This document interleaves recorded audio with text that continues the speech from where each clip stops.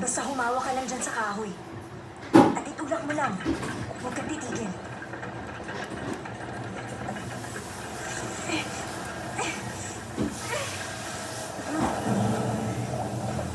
Kailangan mo nang gawin yung makakaya mo para sa iba. Kaya tulak lang, kahit mahirap.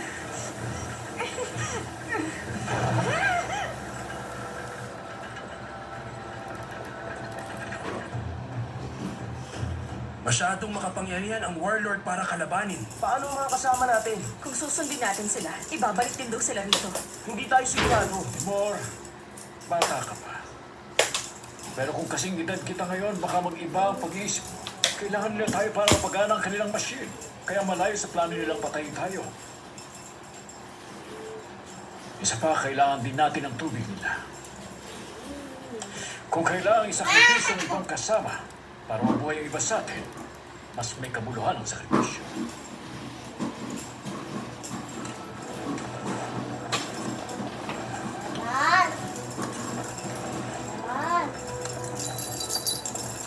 Ano meron ka dyan?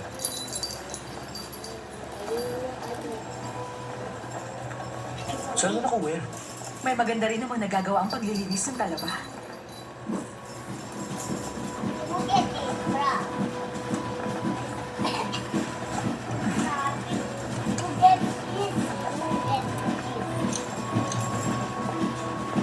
Ibang-iba talaga ang buhay noon.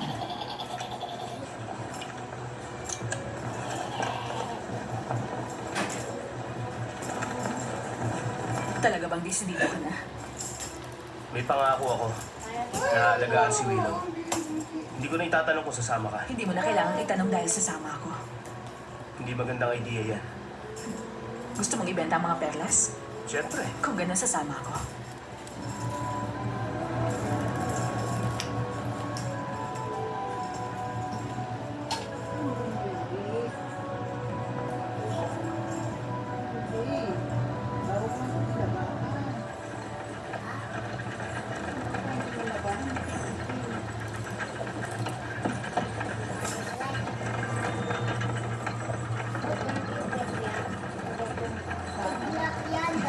Sunstone.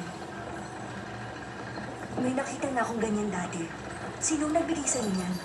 Ang ama mo ba? Huwag kang mag-alala, wala akong pagsasabihan. Itinuro ba niya ang paggamit niyan? Tinuruan niya akong mag-navigate sa pamamagitan ng araw. Pero itinuro ba niya kung paano magagamit